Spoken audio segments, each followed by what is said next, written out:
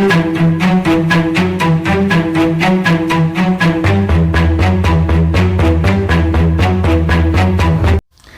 நிறைந்த நண்பர்கள் அனைவருக்கும் வணக்கம். இதுவரை உலகத்தில் கண்டுபிடிக்கப்படாத தீவுகள் இருக்கிறது. மனிதர்கள் நடமாட்டம் இல்லாத சமவெளி பரப்புகள் இருக்கிறது என்றெல்லாம் செய்திகள் இருக்கிறது. ஆனால் இறந்து போனவர்கள் சமாதியில் புதைக்கப்பட்ட பின்னர் எழுந்து நடமாடும் திகில் சம்பவம் பற்றி கேள்விப்பட்டிருக்கிறீர்களா? இப்படிப்பட்ட சம்பவம் ஹெய்ட்டி தீவுகளில் நடக்கும் அதி பயங்கரமானது. இந்த ஹெய்ட்டி தீவு தென் அமெரிக்காவில் கியூபா மற்றும் ஜமைக்கா நாடுகளுக்கு இடையே அமைந்துள்ளது. அதாவது கரீபியன் கடல் மற்றும் வட அட்லாண்டிக் சமுத்திரத்தின் இடையே அமைந்துள்ள சிறிய தீவு. ஸ்பெயின், பிரெஞ்சு மற்றும் அமெரிக்கர்களின் ஆதிக்கத்தின் கீழிருந்த இந்த தீவு இப்போது குடியரசு நாடாக திகழ்கிறது. இங்கு கருப்பர் இனத்தை சார்ந்த மக்கள் வசித்து வருகிறார்கள். ஆப்பிரிக்க தேசத்திலிருந்து அடிமைகளாக இங்கு கொண்டு வரப்பட்ட ஊடு இன மக்களே தற்போது இந்நாட்டின் பிரஜைகளாக வாழ்ந்து வருகிறார்கள். ஊடு என்றால் பில்லி சூனியம் என்று அர்த்தம். இவர்கள் மாந்திரீகம், பில்லி சூனியம், குரளி வித்தை, பேய் பிசாசுகளை கட்டுப்படுத்துதல் போன்ற பல்வேறு பயங்கரமான வித்தைகளை தெரிந்தவர்கள். இவர்களின் முக்கியமான வித்தைகளில் ஒன்றுதான் பிணங்களை மறுபடியும் போலி தோற்றத்தில் நடமாடச் செய்வது. மேலும் அவர்களை தங்களின் அடிமைகளாக மாறச் செய்து தங்களுக்கு அனைத்து வேலைகளையும் செய்யும்படி மாற்றிக்கொள்வது. இதுபோன்ற பயங்கரமான செயல்களை செய்யும் மாந்திரிகர்கள் ஹெய்ட்டி நாட்டில் ஏராளமாக இருக்கிறார்கள். இது பற்றி அமெரிக்க எழுத்தாளர் ஜோரா ஹாஸ்டன் என்பவர் 1938 முதலாக பதிவு செய்தார். இந்த பதிவு பலரையும் திடுக்கிடச் செய்கிற விதத்தில் இருந்தது. ஹெய்ட்டி தீவில் மேரி என்ற இளம்பெண் பேரழகியும் கூட 1909 திடீரென்று ஒரு நாள் உடல்நலக் குறைவு ஏற்பட்டு மரணமடைந்தாள். அவளை அவர்களது குல வழக்கப்படி கல்லறையில் புதைத்தார்கள். இறந்து போன மேரி சுமார் 5 ஆண்டுகளுக்கு பிறகு ஒரு நாள் திடீரென்று அந்நாட்டின் தலைநகரான போர்ட் ஆப் பிரின்ஸில் ஒரு வீட்டில் உயிரோடு காணப்பட்டாள் என்றால் நம்மால் நம்ப முடியுமா? முடியாது. ஆனால் இது நிஜம், உண்மை. மேரியின் பள்ளி நண்பர்கள் சிலர் ஒரு வீட்டு ஜன்னலுக்குள் 5 ஆண்டுகளுக்கு முன்னர் இறந்து போன அந்த மேரியை பார்த்திருக்கிறார்கள். இதனை பார்த்ததும் அவர்கள் அதிர்ச்சியில் உறைந்து போனார்கள். உடனே அவர்கள் இந்த மர்மத்தின் விடையை கண்டுபிடிப்பதற்காக அந்த வீட்டின் சொந்தக்காரரை சென்று பார்த்து விவரம் கேட்டார்கள். ஆனால் அவரோ இவர்களுக்கு எந்த விவரமும் தராமல் சொல்ல மறுத்ததுடன் அவர்களை வீட்டிற்கு உள்ளேயே நுழைய விடாமல் விரட்டி அடித்து விட்டார். இந்த விவரத்தை உடனடியாக அவர்கள் மேரியின் தந்தையிடம் தெரிவித்தார்கள். அவரும் தாமதிக்காமல் அதிரடி நடவடிக்கையில் இறங்கினார். எப்படியோ அந்த வீட்டை அவர்கள் பின்னர் சோதனையிட்டனர். ஆனால் அதற்குள் மேரியும் அந்த வீட்டு சொந்தக்காரரும் மாயமாய் மறைந்து போயிருந்தார்கள். அவர்களால் கண்டுபிடிக்கவே முடியவில்லை. அதன் பிறகு சந்தேகம் வலுக்கவே இவர்கள் மேரியின் கல்லறைக்கு சென்று அதனை திறந்து பார்த்தனர். அந்த சவ பெட்டியினுள் ஒரு எலும்பு கூடியிருந்தது. அது ஒரு உடைக்குள் சுற்றப்பட்டிருந்தது. அந்த உடை கல்லறையில் புதைக்கப்பட்ட போது மேரி அணிந்திருந்தது. இது குறித்து அங்குள்ள மக்கள் அனைவரும் என்ன சொன்னார்கள் என்று பார்த்தால், இங்குள்ள மந்திரவாதிகள் சிலர் ஒருவரை போன்ற தோற்றத்தை உருவாக்கி அவர்களை ஜோம்பியாக மாற்றும் தந்திரத்தை கற்று வைத்துள்ளனர். அந்த ஜோம்பிக்கள் சாகும் வரை அந்த மந்திரவாதிகளுக்கு கட்டுப்பட்ட அடிமைகளாகவே இருப்பார்கள். அப்படித்தான் மேரியையும் ஜோம்பியாக மாற்றியிருக்கிறார்கள் என்று அந்த மக்கள் தெரிவித்த ஐயம் சற்று அதிர்ச்சியான தகவல்களாக இருந்தது. சரி, ஜோம்பி என்றால் என்ன? இறந்து போனவர்களின் ஆவியை பிடித்து மீண்டும் அந்த உடலுக்குள் திணிப்பார்கள். எனவே அந்த உடல் மீண்டும் உயிர் பெற்று எழும், நடக்கும், சாப்பிடும், கேட்கும் திறனை பெற்றிருக்கும். சில உடல்களால் பேசவும் முடியும். ஆனால் அதற்கு கடந்த கால நினைவுகள் அனைத்தும் மறந்து போயிருக்கும். அதேபோல தற்போது தாங்கள் என்ன நிலையில் இருக்கிறோம் என்பதோ என்ன செய்ய வேண்டும் என்பதோ தெரியாதவர்களாக ஜோம்பிகள் இருப்பார்களாம். அவர்கள் வாழ்ந்த வீட்டை நோக்கி செல்வார்களாம். ஆனால் நேசிக்கப்பட்டவர்களையும் சென்று பார்ப்பார்களாம்.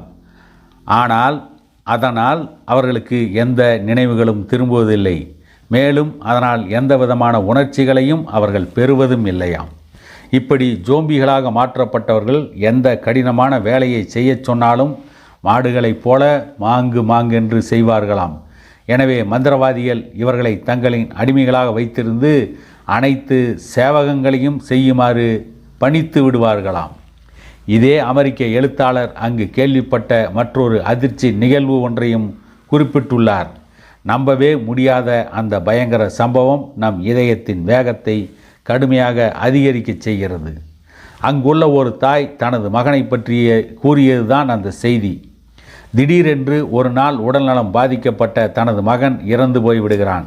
அவனை மயானத்தில் அடக்கம் செய்கின்றனர். வழக்கமாக இறந்தவர்களை கல்லறையில் புதைப்பது போலவே அவரையும் அடக்கம் செய்தார்கள். ஆனால் தனது அன்பு மகனின் இறப்பை தாங்க முடியாமல் அந்த தாய் கண்ணீர் விட்டு கதறி அழுது கொண்டே இருந்தாள். இதனை பார்த்த அவருடைய மகனின் நண்பர்கள் அந்த தாய்க்கு ஆறுதலாக அன்று இரவு முழுவதும் அங்கேயே தங்க முடிவு செய்தனர். இரவு வழக்கம் போல அவர்கள் உறங்கிக் கொண்டிருந்தபோது ஏதோ பயங்கரமான சப்தம் கேட்டு இறந்து போனவனின் சகோதரி விழித்து கொண்டாள். என்ன சப்தம் என்று கூர்ந்து கவனித்தாள். தெருவில் யாரோ உறக்க கோஷமிடுவது நன்றாக கேட்டது.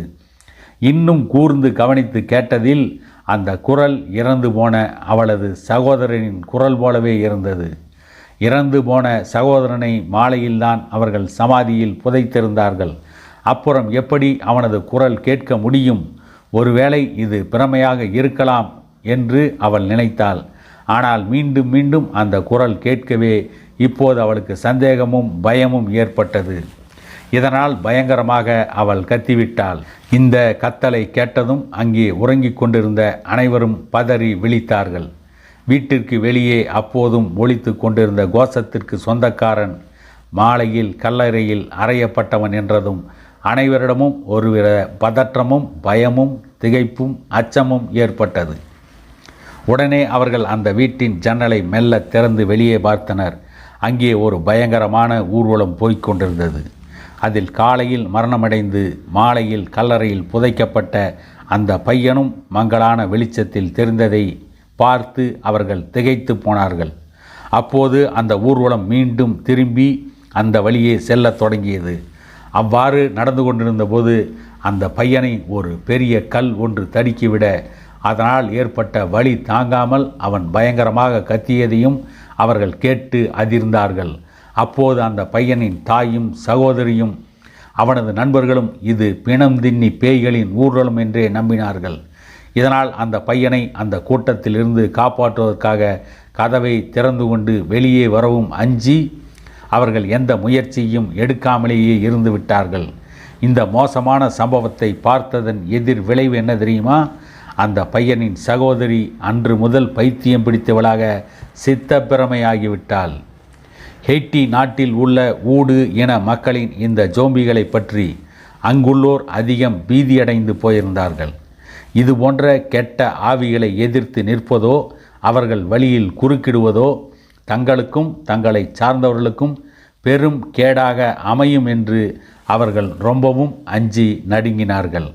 ஊடு இனத்தவர்கள் தங்கள் சொந்த கடவுளையே வணங்கி வந்தார்கள். கடவுளுக்கு இரத்தப்பலி கொடுப்பதை முக்கியமானதாக அவர்கள் கருதி வந்தார்கள். சேவல், பெட்டைக்கோழி, பன்றிகளை சர்வ சாதாரணமாக அவர்கள் பலியிட்டு தொழுகை நடத்தி வந்தார்கள். மூட நம்பிக்கைகள், சூனியம், மாந்திரீகம், விகாரம், கொலைகள் அனைத்தையும் அவர்கள் தங்கள் வாழ்வின் முக்கிய அம்சமாக கருதி அவைகளுக்கெல்லாம் அதீத முக்கியத்துவம் வழங்கி வந்தார்கள். இவற்றை கிண்டல் செய்தாலோ எதிர்த்தாலோ குறை கூறினாலோ அவர்கள் அனைவருமே தங்களின் எதிரிகள் என்றும் கடவுளை நிந்தித்தவர்கள் என்றும் கருதினார்கள் ஊடு இனத்தவர்கள். இவர்களது குருவாக இருப்பவர் அல்லது சாமியாராக இருப்பவர் ஹங்கன் என்று அழைக்கிறார்கள். இவர்கள் தங்களின் சக்தியை அதிகரித்து கொள்வதற்காக மிக பெரிய சடங்கு சம்பிரதாயங்களுடன் கூடிய நிகழ்ச்சிகளை நடத்துகிறார்கள். அப்போது வேகமாகவும் உரத்த குரலிலும் இசை பாடுகிறார்கள். மேலும் மந்திர பொடிகளையும் மூலிகைகளையும் பயன்படுத்தி கடவுளுடனான தங்களது உரிமைகளை அதிகரித்து கொள்கிறார்கள். இது போன்ற சடங்குகளின் போது ஹங்கன்கள் தங்களது சக்தியை வலுப்படுத்தி கொள்ள சில சமயங்களில் மிளகை கூட பயன்படுத்துகின்றார்கள். என்று பிரிட்டிஷ் எழுத்தாளர் பேட்ரிக் லீ பெர்மர் என்பவர் தனது த டிராவல் ஸ்ரீ என்னும் புத்தகத்தில் குறிப்பிட்டுள்ளார். ஹெய்ட்டி தீவுக்கு நேரடியாக பயணம் மேற்கொண்ட இவர் 1950ஆம் ஆண்டு இந்த புத்தகத்தை வெளியிட்டார். ஒருவரது இறப்பிற்கு பிறகு ஆவியானது அவர்களது உடலிலிருந்து விடுதலை பெற்றுவிடுகிறது. பின்னர் அது தங்குவதற்கு மற்றொரு இடத்தை தேடி அலைகிறது. ஆரம்பத்தில் அந்த ஆவியானது நதியின் ஆழத்தில் தங்கியிருக்கும். அப்போது ஹங்கன் விசேட சடங்குகளை நிகழ்த்துவார். அதன் மூலம் அந்த ஆவியானது வெளிப்படும். அதனை ஒரு புனித கோப்பைக்குள் அடைத்து மூடிவிடுவார். ஒரு மனிதன் இறந்தாலும் அவனது ஆவிக்கு இறப்பு கிடையாது என்றும் அது வேறு உடலை தேடி சுற்றி திரியும் என்பதும் ஊடு என மக்களின் ஆழ்ந்த நம்பிக்கை. அப்போது இந்த ஆவிகள் தீய சக்திகளின் கரங்களில் அகப்பட்டு கொள்ளக்கூடும்.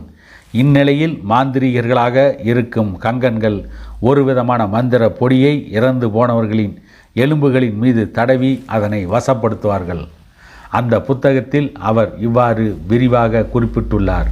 வில்லியம் சி ப்ரூக் என்பவர் தனது த மேஜிக் ஐலாண்ட் என்னும் புத்தகத்தில் ஒரு இளம் மனைவிக்கு ஏற்பட்ட திகில் அனுபவத்தை விவரித்துள்ளார். கேமிலி என்ற பெண்ணுக்கு திருமணமாகி ஓராண்டு ஆகியது.